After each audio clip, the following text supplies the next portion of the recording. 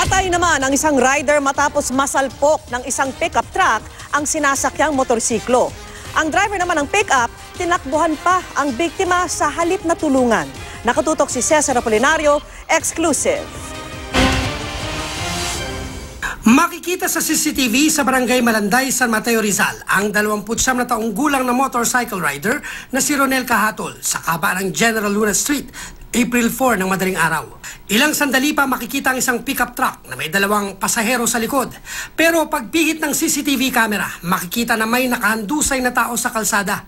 Siya na pala ang rider na si Cahatol na naunang nakuha ng nakasakay sa motorsiklo.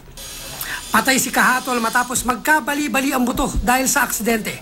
Ang sasakyang nakita sa CCTV ang sinasabing nakabangga sa kanya.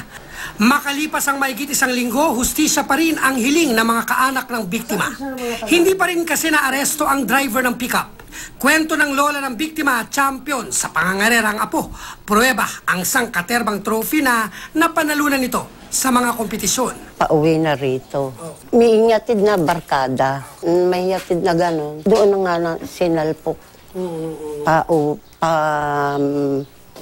Paluwas yung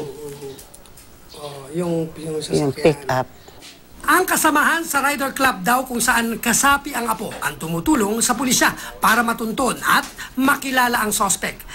Kaso, hindi na plakahan ang pick-up kahit mahigit 10 CCTV video na ang nireview ng mga otoridad.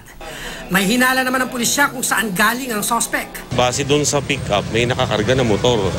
Doon sa lugar sa Rodriguez, meron doon ginaganap ng mga event ng mga karera, mga motor. Sa isang CCTV, makikita ang pagmamadali ng pick-up. Ilang gamit pa ng gobyerno ang inararo nito.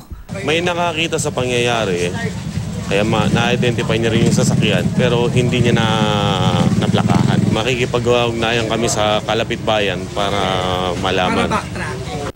Sabi ng pulisya, natunton na rin nila ang naka-hit and run sa biktima. Sakaling maaresto, sasampahan daw nila ng kasong reckless imprudence resulting in homicide and damage to properties. Cesar Apolinario, nakatutok, 24 oras.